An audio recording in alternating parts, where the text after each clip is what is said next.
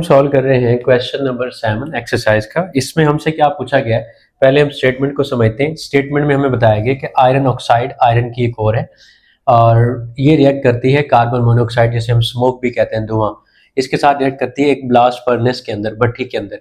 और इससे आपको जो मेन प्रोडक्ट मिलता है वो आयरन है मेटेलिक फॉर्म में, और साथ में कार्बन डाइऑक्साइड बनती है। कार्बन डाइऑक्साइड तो एक बाई प्रोडक्ट है, हमें उससे कोई लेना देना नहीं। हमें जो डाटा गिवन है उससे हम क्वेश्चन का स्टार्ट कर लेते हैं। डाटा गिवन ये है कि आयरन ऑक्साइड का अगर 1 kg रिएक्ट करता है एक्सेस ऑफ कार्बन मोनोऑक्साइड के साथ, जितनी कार्बन मोनोऑक्साइड चाहिए उतनी अवेलेबल है, तो उससे बनती है आयरन की जो क्वांटिटी बनती है वो है 650 ग्राम। यानी कि ये जो क्वांटिटी आपको बताई गई ये रिएक्शन को परफॉर्म करने के बाद बताई गई थी, तो that's why it is called as actual yield. तो ये बताने के बाद उन्होंने आपको एटॉमिक मैसेज बताए ऑक्सीजन और आयरन के, और आपसे जो रिक्वायर्ड है वो है जी बताएं इस रिएक्शन की परसेंटेज यील्ड क्या रही। तो ये हमारा यील्ड से एक न्यूमेरिकल आ गया। परसेंटेज यील्ड फाइंड करने के लिए हमें फार्मूला पता है। फार्मूला क्या है जी, एक्चुअल यील्ड को हम लोग डिवाइड किया करते हैं थ्योरेटिकल यील्ड के साथ। थ्योरेटिकल यील्ड वो होती है जो हमें बैलेंस केमिकल इक्वेशन से ऑब्टेन होती है।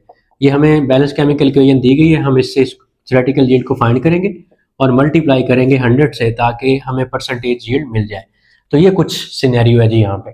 अब चलते हैं इसको सॉल्व करने की तरफ। सबसे पहले आपको जो मैस केजी के अंदर दिया गया है, हमें वो मैस स्मॉलर यूनिट यानी कि ग्राम के अंदर कन्वर्ट करना है। तो केजी को अगर ग्राम में कन्वर्ट करें तो सीधी सीधी सी कैलकुलेशन है, 1 किलोग्राम इज इक्वल टू 1000 ग्राम। तो आप ये डायरेक्टली यहाँ लिख दो, मैस आपको 1000 ग्राम गिवन है। अब आपने क्या करना है, अब जो फार्मूला मैंने आपको बताया हुआ है, डायरेक्टली जिसके भी आपको मैस गिवन हो उसके क्या फाइंड करें, नंबर ऑफ मोल्स फाइंड करें। नंबर ऑफ मोल्स फाइंड करने के बाद फिर आगे मूव करेंगे। पहले हम आयरन ऑक्साइड के नंबर ऑफ मोल्स फाइंड करेंगे। उससे पहले बच्चों हम क्या करें, जो नंबर ऑफ मोल्स फाइंड करने का फार्मूला है वो है M ओवर कैपिटल M या MR, mass over molar mass. Mass तो हमारे पास मौजूद है, दैट इज 1000 ग्राम। ठीक है, तो क्या हमारे पास MR मौजूद है? हमारे पास MR मौजूद नहीं है, तो MR हम यहाँ पे पहले फाइंड करेंगे। MR के लिए क्या करेंगे, आयरन ऑक्साइड का MR हम निकालना चाहते हैं, Fe2O3 का यहाँ पे निकाल रहे हैं। तो उसके लिए आयरन का एटॉमिक मैस लिखें जो कि है जी 55.8, और मल्टीप्लाई करें इसको 2 से, क्योंकि 2 आयरन है, प्लस करें ऑक्सीजन के एटॉमिक मैस से। ऑक्सीजन का एटॉमिक मैस एक का होता है 16, ऑक्सीजन है टोटल 3, तो 3 से मल्टीप्लाई करें।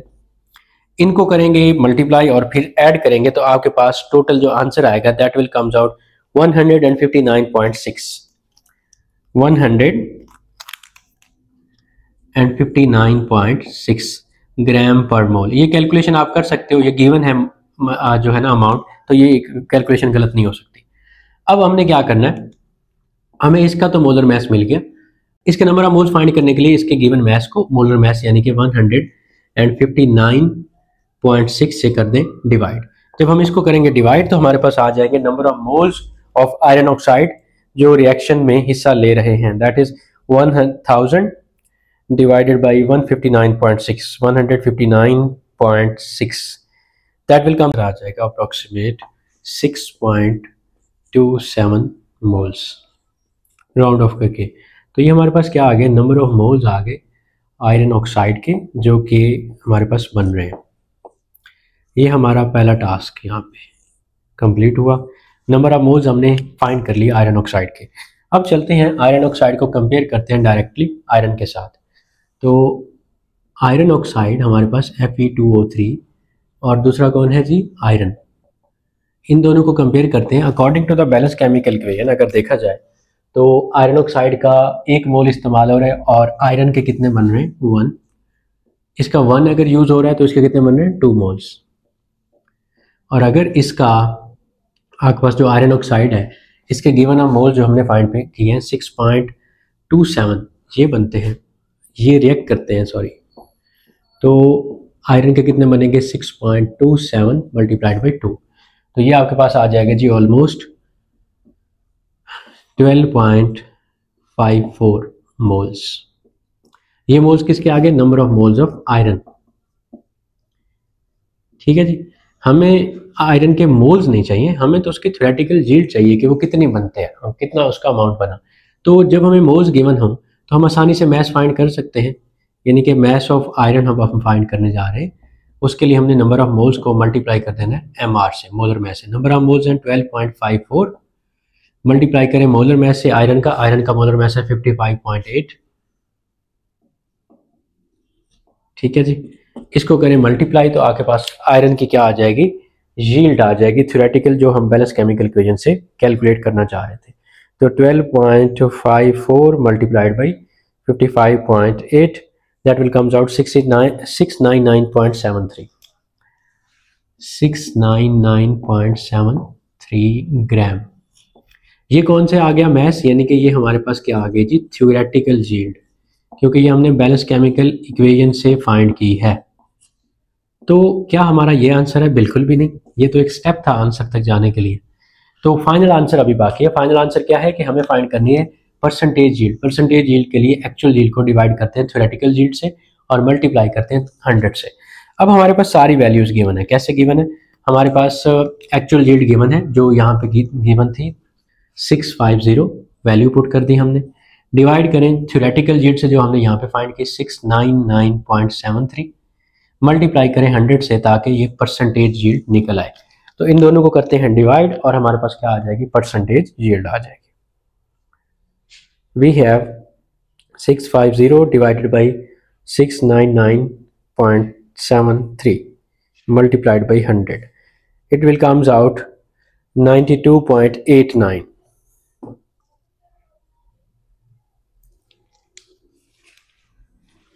92.89%।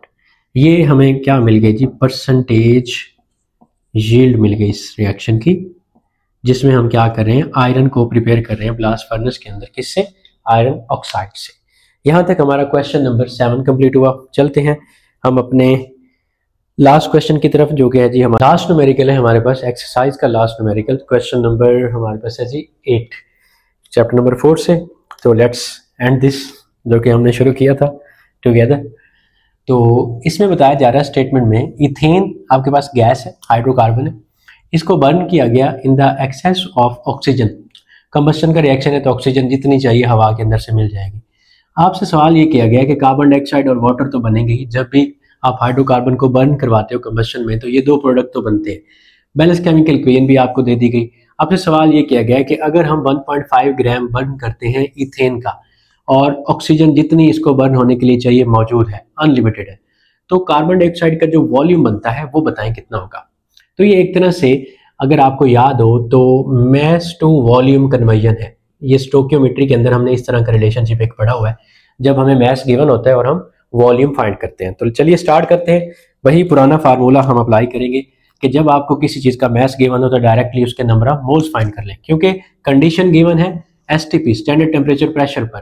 तो अगर हमें किसी तरह से CO2 के मोल्स मिल जाएं तो हम आसानी से इसका वॉल्यूम फाइंड कर सकते हैं। कैसे फाइंड कर सकते हैं? वॉल्यूम के लिए हम फार्मूला लगाएंगे ना, number of moles into molar volume. Molar volume तो CO2 का फिक्स ही होता है ना, 22.4, यानी कि इसकी वैल्यू हमें गिवन है 22.4 डेसीमीटर क्यूब, ये तो फिक्स है ना। ये हमें फाइंड करना है CO2 के लिए और हमें इसका वॉल्यूम मिल जाएगा। तो N फाइंड करना है CO2 के लिए, उसके लिए हमें पहले इसको ये जो गिवन मैस है इसको नंबर ऑफ मोल्स में कन्वर्ट करना होगा, ताकि इसी नंबर ऑफ मोल्स को कंपेयर करें CO2 से, हमें उसके नंबर ऑफ मोल्स मिले, फार्मूले में पुट करें और हम उसका वॉल्यूम निकालें और फिर हम रेस्ट करें। तो खैर गिवन मैस हमारे पास इतना है, हम directly number of moles find करने जा रहे हैं C2H6 इथेन के। उसके लिए हमारे पास फार्मूला होगा mass over molar mass. Mass given जो है that is 1.5 gram. Molar mass, क्योंकि इथेन पहली बार हम अपनी इस चैप्टर में डिस्कस कर रहे हैं तो इसका मैं यहाँ पे आप लोगों के लिए मैस फाइंड कर लेता हूँ।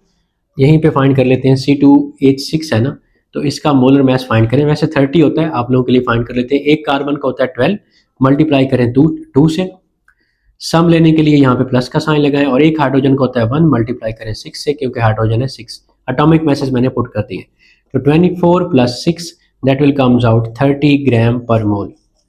ये क्या आ गया जी हमारे पास? मोलर मैस आ गया इथेन का, यानी कि C2H6 का। इस मोलर मैस की वैल्यू को यहाँ पे प्रेस करें 30 ग्राम पर मोल। ग्राम ग्राम से कैंसिल आउट हो जाएगा, जो भी आंसर आएगा मोल ऊपर पर मोल ऊपर जाके मोल बन जाएगा। 0.05 मोल हमें मिल गए किसके? इथेन के। यानी कि 1.5 ग्राम में इसके इतने मोल्स पाए जाते हैं। ये हमने फाइंड कर लिया। अब हमें क्या मालूम करना है, अब हमें फाइंड करना है कि कार्बन डाइऑक्साइड के मोल्स कितने बनेंगे। तो बैलेंस केमिकल इक्वेशन में हम क्या करेंगे, C2H6 को बैलेंस केमिकल इक्वेशन का सहारा लेते हुए कार्बन डाइऑक्साइड से इसका कंपैरिजन करेंगे। बैलेंस केमिकल इक्वेशन के अकॉर्डिंग अगर इथेन के यानी कि C2H6 के 2 मोल्स रिएक्ट करते हैं तो कार्बन डाइऑक्साइड के कितने बनते हैं, 4 मोल्स बनते हैं। अगर इसका 1 मोल रिएक्ट करेगा तो कार्बन डाइऑक्साइड के कितने बनेंगे, 4/2 यानी कि 2 मोल्स बनेंगे, ठीक है। और अगर जो इथेन है उसके इतने मोल्स रिएक्ट करें 0.05 तो फिर कितने इसके कार्बन डाइऑक्साइड के मोल्स बनेंगे, यानी कि 2 × 0.05। आप इसको ऐसे भी कर सकते हो जैसे मैं सारे न्यूमेरिकल्स में कैलकुलेशन करके आया हूँ, तो मैं सजेस्ट करूंगा वैसे ही करें। इसको यहाँ पे ना सॉल्व आप ना करो, आप इसको डायरेक्टली यहीं पे इस स्टेप को ऐसे रहने दो, क्योंकि सब न्यूमेरिकल में हमने ऐसे किया तो नया आप लोगों के लिए जैसे कहते हैं ना प्रॉब्लम ना डेवलप हो जाए। बस आप इसको कैलकुलेटर पे पुट करो इस वैल्यू को और आपके पास मोल्स आ जाएंगे। तो वी हैव